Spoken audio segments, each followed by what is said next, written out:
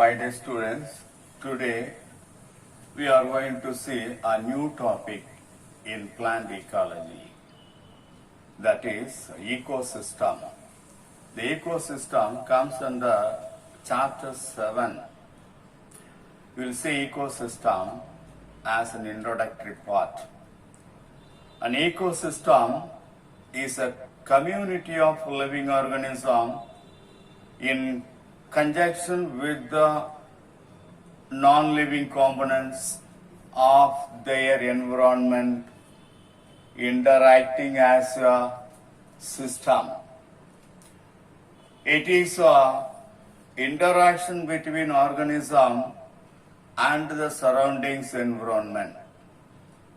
It is a complex relationship between all the living and non-living things, that is plants, animals, and the environment. In the triangular basis, there is an interrelationship between plants, animals with their environment, that is ecosystem.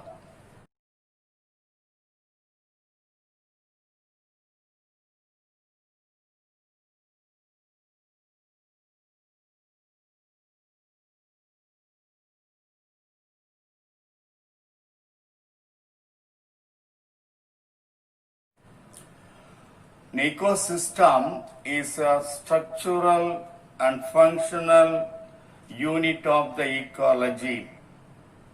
An ecosystem is a system consisting of both biotic and abiotic components that functions together as a unit. Biotic components are living organisms.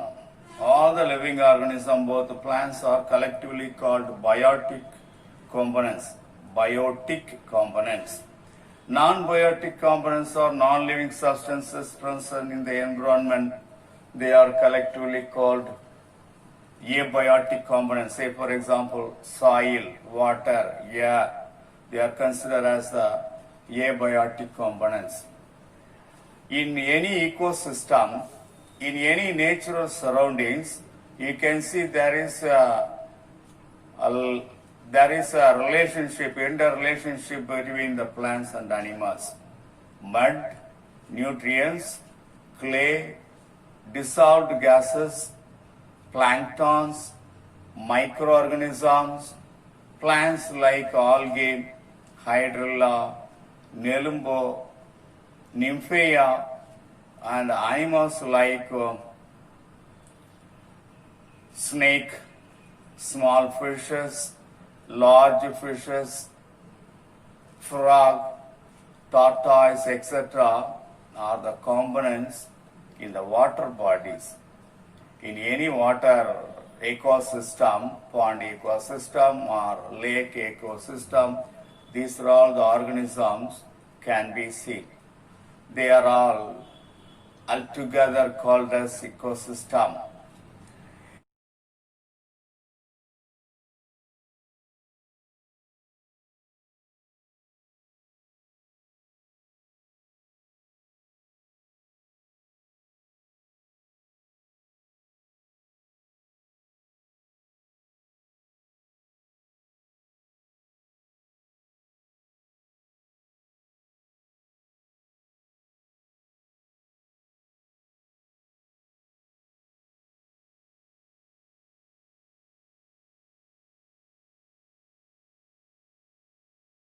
Plants and animals are the primary living components in the environment. They interact with non-living organism. The living organism interact with the non-living organism such as air, water, soil, sunlight, etc. And there is a reciprocal relationship can be seen in between the living and non-living things.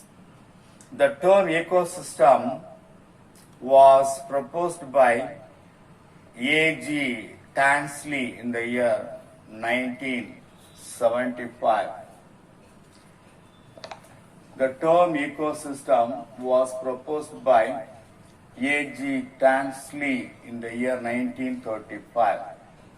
According to A.G. Tansley, the ecosystem is defined as the system resulting from the interaction of all the living and non-living factors of the environment. That is the perfect definition given by A.G. Tansley in the year 1935. Another definition also given by another scientist, Odom, in 1962. Ecosystem is defined as the structural and functional unit of ecosystem. So that is about an introduction about the ecosystem. Come to some of the parallel terms given for ecosystem coined by various ecologists. These are all the various terms, parallel terms. Number one, bioconosis, given by Carl Moebius. Second, microcosm, S.A. Forbes. Third one, geobioconosis, V.V. Tokuchow and G.F. Morozov. Fourth one, Holocene, Friedrich. Biosystem, Thienemann. Bionet body, Wernerskine. So these are all the different parallel terms given parallel to the ecosystem. Come to the structure of the ecosystem. Ecosystem consists of two major components. One is abiotic components, another one is biotic components.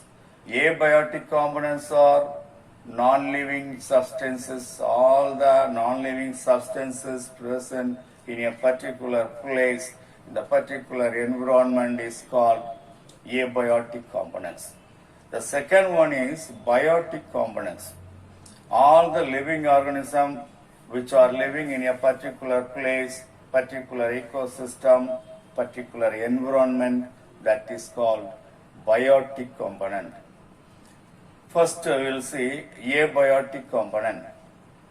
The abiotic component, as I told you, it includes climatic factors, edaphic factors, topographic factors, organic components, and inorganic substances. Like that, you can classify.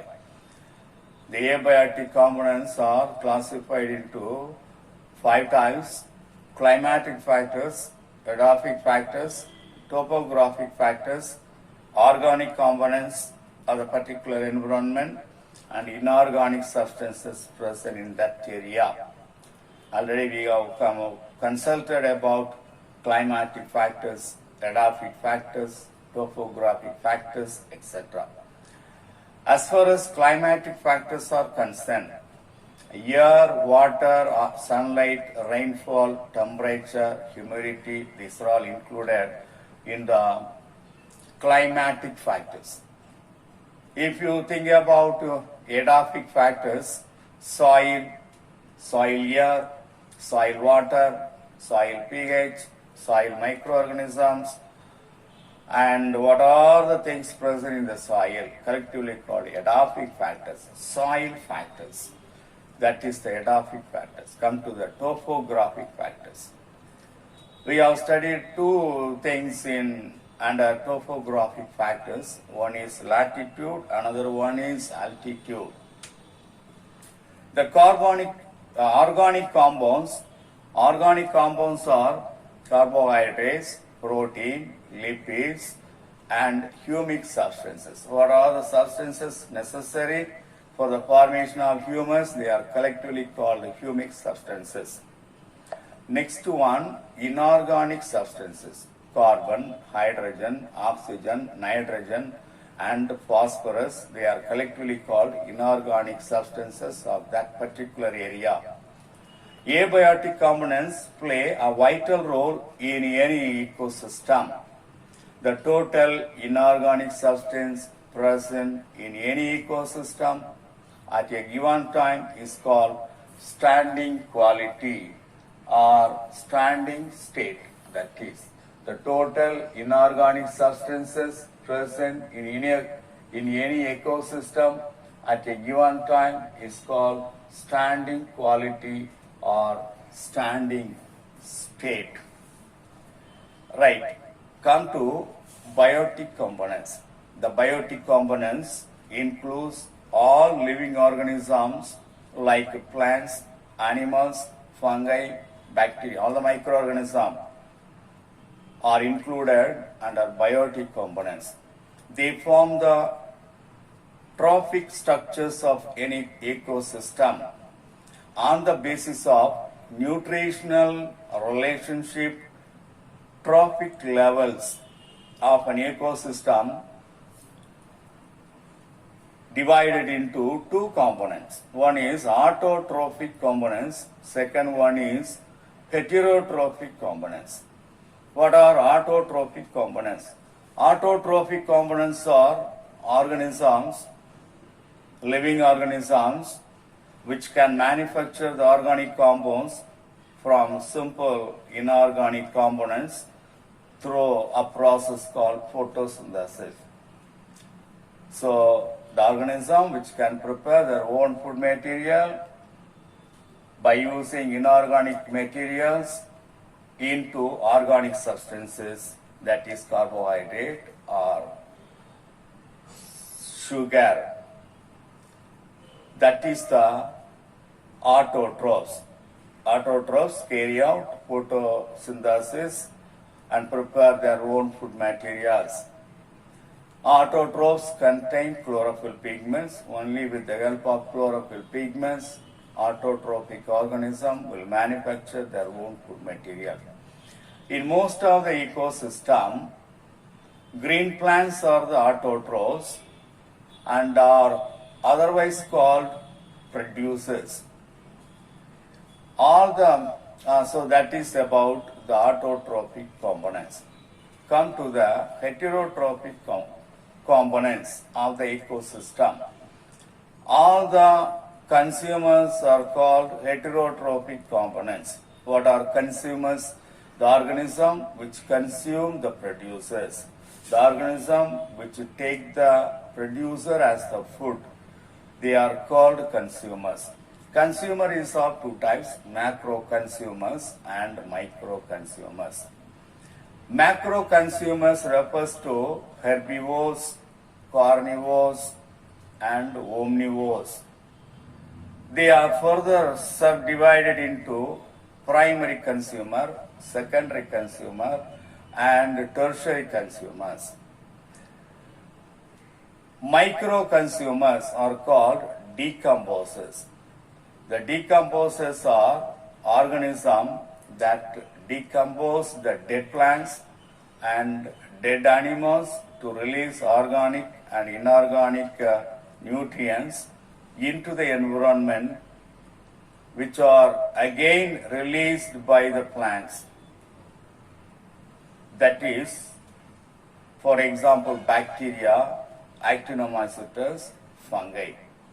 They are considered as micro consumers. All the microscopic organisms which decompose plant materials and animal materials are considered as the micro consumers. Bacteria, fungi mainly, it can include that. Along with that, actinomycetes also can be included. In the amount of living materials present in a population at a given time is known as standing crop. Already we have studied the standing quality. These are all 2 marks question, very important 2 marks question. Now we'll see the standing crop. What is standing crop?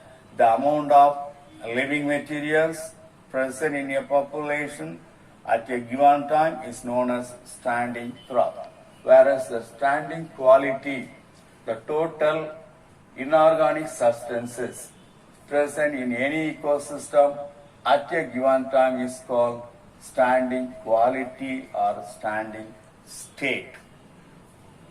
The standing crop, what is a standing crop? Now only I told you the amount of living materials, both plants and animals, present in a population at a given time, that is known as standing crop. Standing crop may be expressed in terms of number or biomass per unit area.